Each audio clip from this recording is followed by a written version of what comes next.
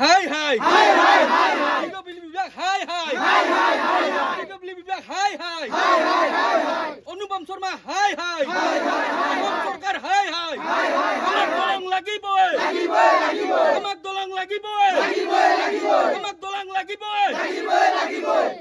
মুখ্যমন্ত্ৰী হিমন্ত বিশ্ব শৰ্মা ডাঙৰীয়া এই প্ৰতিবেদন কেৱল আপোনাৰ বাবে নলবাৰী জিলাৰ বৰক্ষেত্ৰী সমষ্টিৰ যি 22 নম্বৰ ক্ষেত্ৰী ধৰ্মপুৰ পঞ্চায়ত আৰু এই পঞ্চায়তৰ অন্তৰ্গত দিছ তাপাত এক প্ৰকাৰ দেখিবলৈ পোৱা গৈছে যে লোক নিৰ্মাণ বিভাগৰ চৰম গাফিলতি আৰু এক প্ৰকাৰ দুৰ্নীতি ক'ব লাগিব যে মুখ্যমন্ত্ৰী অসম চৰকাৰৰ মুখ্যমন্ত্ৰী ডাঙৰীয়া যে লোক নিৰ্মাণ বিভাগ আচলতে শুই আছে এক প্ৰকাৰ ইয়াৰ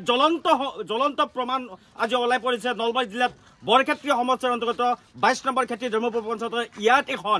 দলং নিৰ্মাণ কৰা হৈছিল 2020 চনতে ইয়াত অনুমোদন দিছিল আৰু প্ৰায় 3 বছৰ ইয়াত নিৰ্মাণ কৰিছিল এই দলংখন কিন্তু আজি পৰ্যন্ত সম্পূৰ্ণ হৈ নুঠিল এক প্ৰকাৰ যেন ইয়াত জমদূত এক প্ৰকাৰ ইয়াত প্ৰৱেশ নকৰে এই দলংখন কিন্তু এই দলংখন আছে আকৌ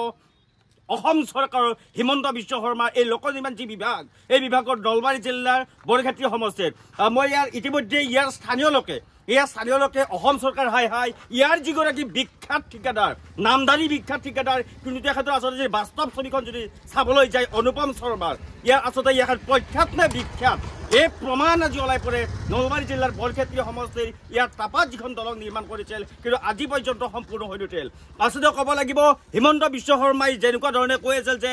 এই যে বাটপথ নিৰ্মাণৰ ক্ষেত্ৰত যে শ্ৰমিকসকল চৰৰ শ্ৰমিকক দোষ দি এক প্ৰকাৰ ইয়াৰ অভিযন্তা আৰু ঠিকাদাৰক ক্লিন চিট দিয়াৰ এক যে প্ৰয়াস আচলতে তেখেতৰ যি মিথ্যাচাৰ ইয়াক জ্বলন্ত প্ৰমাণ হিমন্ত বিশ্ব শৰ্মা ডাঙৰীয়াৰ যি মিথ্যাচাৰ ইয়াৰ এক প্ৰকাৰ প্ৰমাণিত হৈছে যে লাখ লাখ টকা এক প্ৰকাৰ দুৰ্নীতি কৰি যি অসম চৰকাৰৰ এই লোক নিৰ্মাণ বিভাগ নলবাৰী শুই আছে এক প্ৰকাৰ স্থানীয় লোক আছে বা স্থানীয় লোকৰ ওচৰলৈ যাম দাদা কি ক'ব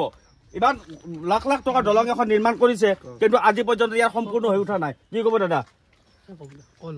কি ক'ব দাদা হয় এটা আপোনাৰ আজি 1 বছৰৰ ওপাৰ হ'ল দলংখন মানে এনেকুৱা অৱস্থাত থকা কাৰণ এইটো সোনকালে ভাল কৰি দিব লাগে আৰু যিতলত আমি এতিয়া জানোৱে যে বহুত ডাঙৰ ঠিকাদাৰ অনুপম শৰ্মা তেখেতে ইমান মানে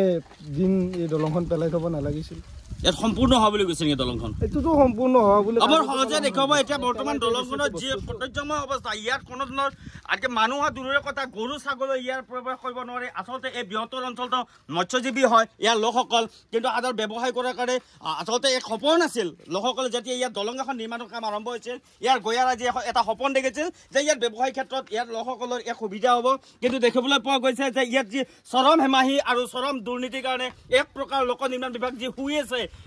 আমি এই সংবাদ মাধ্যমৰ জৰিয়তে লোক নিৰ্মাণ বিভাগক আচলতে জগাই দিব বিচাৰোঁ যে আপোনালোকে এচি ৰুমত নহয় গ্ৰাম্য অঞ্চলৰ বা এনেকুৱা ধৰণৰ বাটপথ অথবা যি লাখ লাখ টকা যি নিৰ্মাণ কৰিছে দলং তেওঁলোকৰ এই যি টকা আচলতে অসম চৰকাৰৰ যি টকা আচলতে এই টকা আচলতে কৰ্মত ব্যৱহাৰ হোৱা নাই এক প্ৰকাৰ প্ৰমাণিত হৈ আছে গতিকে আমি এই নিউজৰ জৰিয়তে আমি ক'ব বিচাৰোঁ যে লোক নিৰ্মাণ বিভাগ আপোনালোকে জাগি উঠক শুই উঠক আৰু এই স্থানলৈ আহি একবাৰ পৰিদৰ্শন কৰক এই চেগতে জিলা আয়ুক্ত মহোদয়লৈ আমি অনুৰোধ জনাইছোঁ যে আচলতে ইমান লাখ লাখ টকা অসম চৰকাৰ ইমান লাখ লাখ টকা আচলতে ব্যয় কৰাৰ পিছতো ৰাইজ ফলপ্ৰসূ নহ'ল চাই থাকিব DITC অসম।